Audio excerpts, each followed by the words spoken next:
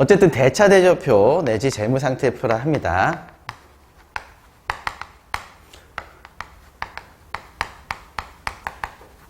자, 회사에 현금이 1억이 들어왔어요. 들어왔습니다. 자, 그러면은 무조건 여기에 자산에 플러스 현금 1억 원이 됩니다. 근데 여기는 부채 자본을 합산 금액이기 때문에 이쪽도 대응해서 딱 밸런싱이 맞춰야 된단 말이에요. 그러면 이쪽에 플러스 1억 원이 되든 1번 케이스고 이쪽에 플러스 1억 원이 되든 2번 케이스고 둘 중에 하나는 돼야 되겠죠? 그랬을 적에 이 2번 케이스가 우리가 봤던 이 자본 플러스 1억 이게 증자예요. 그쵸? 그죠? 근데 지금 같은 경우가 아니라 1번 부채 플러스 1억 이거는 원인이 너무 많습니다. 원인이 너무 많아요. 그냥 빌린 돈이잖아요. 빌린 돈.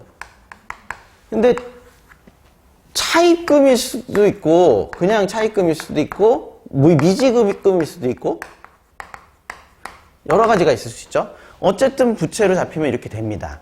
그러면 문제는 뭐냐면 이 모든 것들을 등기하느냐 안 한다 이거예요. 부채를 등기하는 방법은 없는 거예요. 사실은 원래. 그런데 이 중에서 회사가 임의로 사채라는 것을 발행하다. 이런 방식이 있습니다. 이때 오해하기 쉬운 것이 이게 이 사자가 아니에요. 뭐냐면 공채, 사채. 그죠? 우리 그 부동산 사고 팔면은 채권 매입하잖아요. 그 채권은 공채입니다.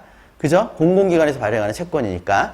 근데 이게 아니라 그거에 대응되는 반대되는 이게 사사로사가 아니라 회사라는 사자를 씁니다. 회사가 발행한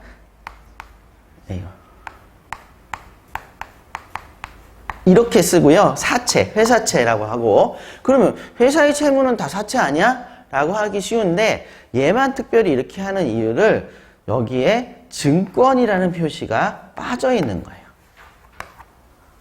사채 증권. 그러니까 회사채를 돈을 빌리면서 그냥 빌릴 수 있죠. 그거를 그냥 차입금 하거나 그냥 받아서 부채 증명으로 해서 할 때는 그거는 사채라고 하지 않아요. 회사가 증권을 발행하는 방식으로 돈을 빌리게 되면 그거를 사채라 합니다. 자, 그러면 증권을 발행하는 방식으로 돈을 빌린다. 증자를 할 때도 주식을 발행할 때 뭘 주죠? 주권을 주죠.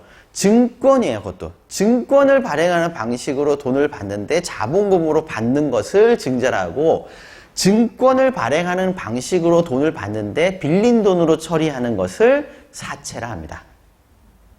그죠? 여기까지는 이해가 되시죠? 그래서 증권이라는 부분에서 두 가지가 같아요.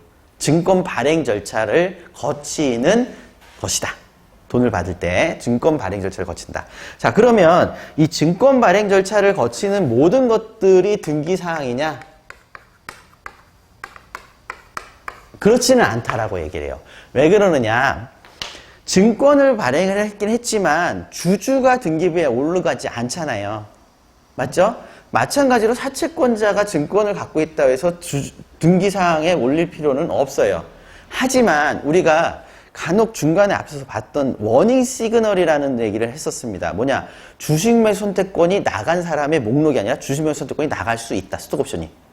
그 다음에 우리 회사의 주식을 사봤자 니들끼리 사고 팔면 안 되고 우리가 승인해줘야지 효력이 있다. 양도 제한 규정.